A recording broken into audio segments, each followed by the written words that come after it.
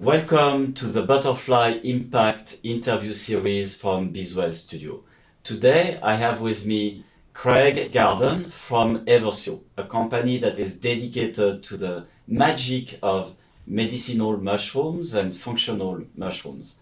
So, Craig, I'm going to start right away by asking you, if you reflect back on your life and your youth, is there anything that kind of predestined, precluded that you would be working in that health and wellness space, that you would actually own a business in that space?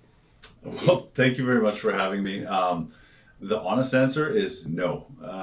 Probably the furthest thing from my mind when I was younger is that I would be owning a wellness company, especially in the psychedelic and functional mushroom space. It's just not where my thoughts were at a young age, but you never know what life has in store for you.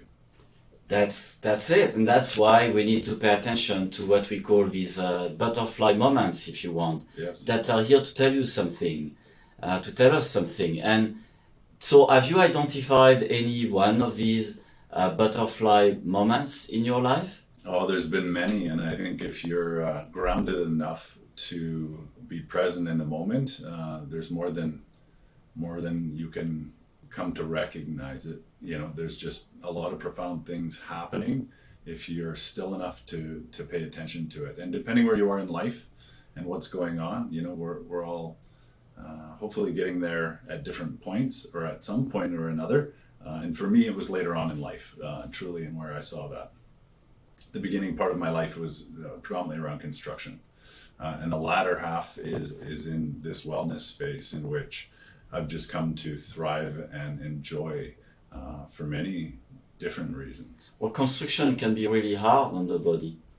It can, and I started, from digging ditches all the way up to building skyscrapers. And it was at the end of that in doing high rise in which I'd done all that and thought, what next am I going to do? I made a good living for myself and provide well for my family, but I was longing for more. The hours that I was putting in to doing something maybe more meaningful. And that's really what, in part, in combination with other things happening, led me to where I am today. What was your first introduction to mushrooms? The first was when I was probably about 16 years old, going to pick them in a field and going through that experience without understanding the power of that medicine. And then I put that away and went on with life. And then you fast forward, and 3 years ago started reading a bunch of literature with my wife in terms of, how could I improve my VO2 max in doing Ironman, and how can we help our overall nutrition.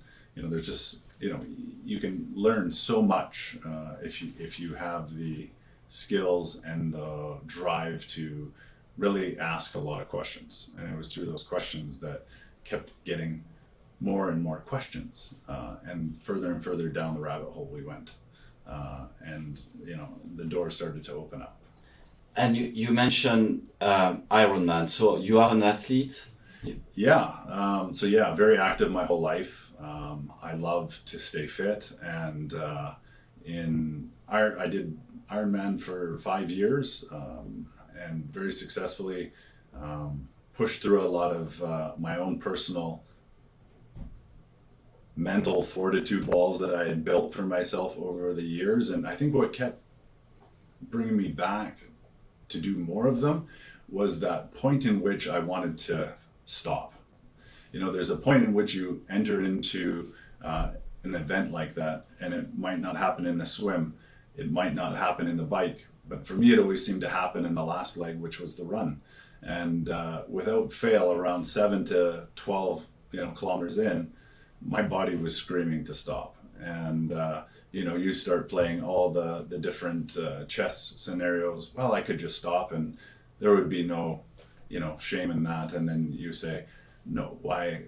You have to push through. Like everything else worthwhile doing, it's going to hurt, it's going to be some growth, but at the end of the day, you're going to become a better version of yourself. And that, in combination with wanting to improve, has led me, I think, to where I am today. and not quitting because it's easy to some days think about doing that. It's easy to make a parallel, Craig, isn't it, between the example of running a race as difficult as the Ironman and running a business, isn't it? All Very the much things so. you said about, wanting to maybe quit and then saying, well, maybe I should not, I should keep going. And because there is a bigger picture at the end, there is a bigger purpose. It applies to your life as an entrepreneur, does it not? It's not easy every day. I think more days than not, it's very hard. And I saw it from afar growing up, and I worked for a company for two very brilliant young entrepreneurs, and I saw the struggles that they went through, but didn't really understand it. And it wasn't until Brandy and I created our consulting business 8 years ago, which I really got involved with, being an entrepreneur for the first time and seeing those struggles, and then reflecting back on watching those same struggles, the years earlier I'd seen these other people go through.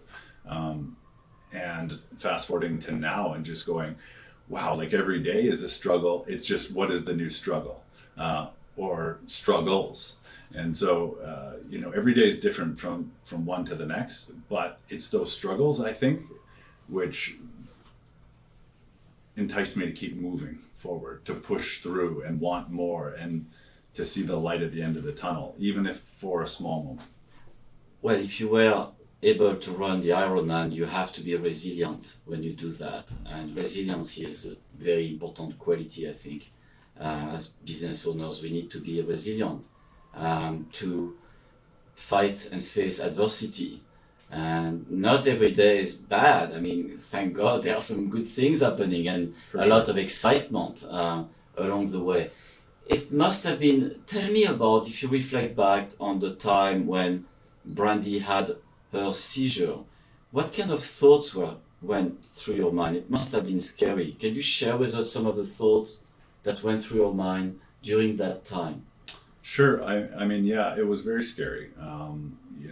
If you fast forward maybe 14 years before that, when she was very young and we were newlyweds and we were, maybe 25, 26 years old, when she first got diagnosed with her condition and that ailment, there was a point in time where she couldn't walk down the stairs or eat.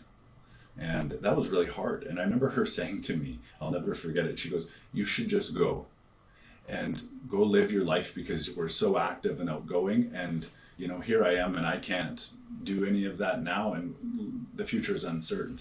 And that just wasn't an option. I remember saying, no, we're going to figure this out.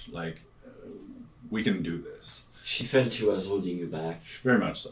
And that broke my heart, because here is this beautiful woman, inside and out, who is my soulmate, and I can't imagine doing any day, without her. So I'm blessed to have her in my life, and that's what really, I think, was one of the pinnacle moments in terms of asking more questions further on. That's how we got her into this study for the injection that she took. That's how, when it came to that moment where she had that seizure, okay, well, wait a minute, there has to be another way, just like there was before. Let's get back into the research and let's figure it out. And I didn't go to school to figure that out. I'm self-taught in anything that I do, but I'll apply myself to the bitter end to make sure that we can ask all the questions and then summarize the conclusion and how to move forward with all the facts. So you dived head on into the mushroom space and learned about it and discovered some amazing facts, I guess. Yeah. It inspired you and it motivated you to start a business. Do you remember the time when you actually made the decision to start Eversio and how you felt? Was it excitement? Was it like a rush of adrenaline and that's it, we know what we're going to do, and let's do it? Very much so. Yeah, I mean, it was paired with what was happening with Brandy and her life, as well as others around us, close friends, dear friends that have been suffering from different forms of anxiety and depression and PTSD. And in that research that we had done, the psychedelic mushrooms kept coming pulled back into it for early on studies back in the 50s and 60s and the early 70s before it was really shut down and kind of, put on the back burner because it was deemed unhelpful. And so, that was kind of the light bulb moment for me going, well, wait a minute, if we're doing it here with the functional mushrooms, we could do it here with the psychedelic mushrooms and possibly find a better way to help all these people that we know and care about get over these hurdles, because what they were facing at that current time was being on SSRIs. And I think that, there's nothing wrong with that.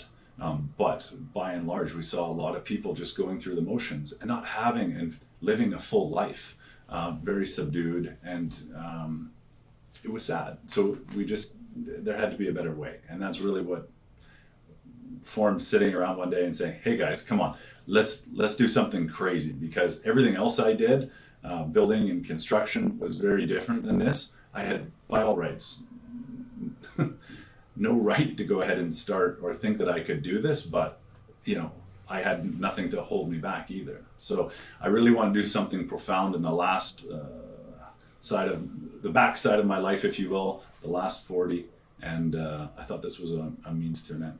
Not easy to go against the grain and to go against acquired belief systems. I mean, when people are sick, typically they go to their MD, and the MD takes a pad and writes a prescription for some drugs. And drugs are great sometimes. Thank goodness we have drugs when we really need them for crisis care. For sure. For crisis care, really.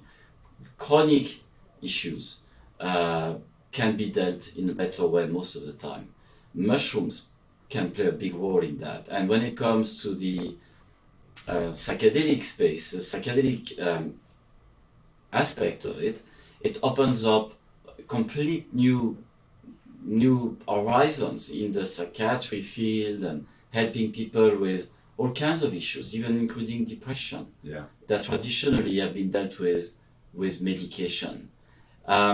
You must be getting some headwinds. Are you, or not yet maybe, but maybe at some point when you become bigger, have you been thinking about that you might be facing headwinds due to the fact that the pharmaceutical industry, they like to sell their drugs and they're very powerful?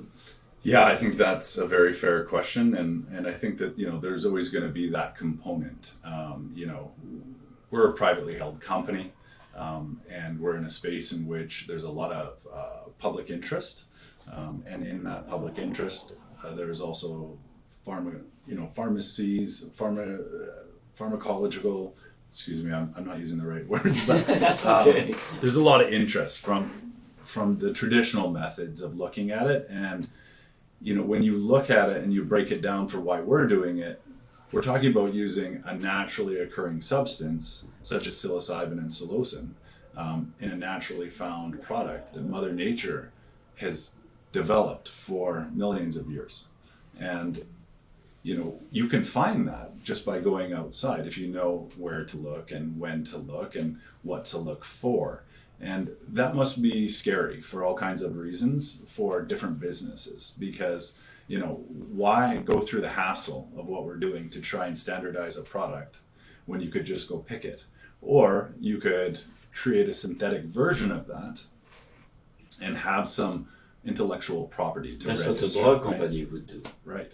A lot of other companies are doing that and chasing that. And we're very much different in that sense, in that we're looking at it from a nature source perspective. We have no intention to work with synthetics. We're just trying to standardize an organically grown mushroom to get it in the hands of people who need it in a proper set and setting to create that change. And Eversio means change, and that's truly what we're looking to do, is change the way that we look at treating people, change the way we look at treating each other in life. And I think, there was a lot of pushback, and you go back to when psychedelics had their moment in the 60s and 70s, and there was a lot of free love and peace. And, was that such a bad thing? I mean, you can pull different facets of that out of it however you wish, but I think that, by and large, there wasn't people going around hurting people. If anything, it was quite the opposite. And Yeah, now, the best music came from this. There's so much art, so much creation came from that. And now you look fast forward to where we are now, and people are so pulled back and reserved, especially as we're coming out of COVID. And you're looking at people and, the interaction, people are longing to come back together. And I think it's a great opportunity all of a sudden, too, to look at things different. People say, I can't wait for things to get back to normal. And I look at it and go, I think it's an opportunity to go, let's get back to what is the new normal.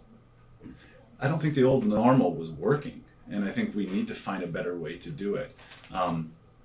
And so part of that is going through the regulatory process that we have to with our government to educate them and be compliant along the way, so that we can do this safely to build that trust. Because although my wife and I and our team are very much into mushrooms and the knowledge behind it, and others in this space, I think there's a big perception that there's a lacking of education still there, and a lot of questions need to be answered. And in our business daily, it's about taking the opportunity to educate. And through education becomes knowledge. And once you know something and you can go and find that on your own, you can't forget it. You'll never forget it. And so that's what's inspiring to us every day. When you figure it out on your own, right? Yes. I mean, then as you said, then you own that information. Yeah. That is quite very important. And actually, I'd like to also ask you, what advice would you like to give to people who are maybe thinking about starting a business? You went through the motions, you took the risk, you jumped in the pool, and now you're swimming. Yes. And sometimes it's a scary pool. There are waves and storms in that pool. I think being a business owner. I think you need to know exactly what you're doing in terms of where you want to go with it. And then once you've figured that out, get a partner in crime. Don't try to do this on your own. From my experience, it would be very difficult. Brandy is my sounding board, and without her, I don't think we would be where we are today. And maybe vice versa, she would agree with that. I think you need a partner in crime to be able to find that balance. Like, we're a wellness company at the end of the day, and we work a lot because we're passionate and driven about what we do, but also reminding one another and other team members, as much as we are, driven to get the results that we're looking for, we have to stop and find balance to our day and remind each other to love yourself first and take the time that you need yourself first in order to have that balance, in order to carry on with that passion every day. So any entrepreneur needs to know that, I think. Craig, you come across to me as being very grounded.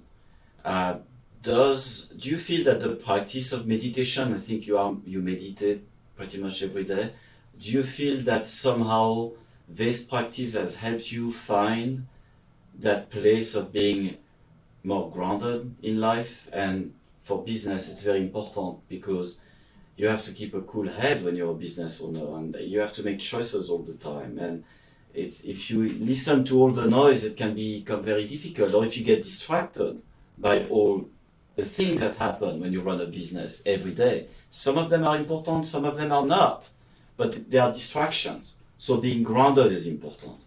So can you share with us, if in your opinion, that practice of meditation has been helping you achieve that? Yeah, absolutely. I think it's very important. I come back to that finding balance.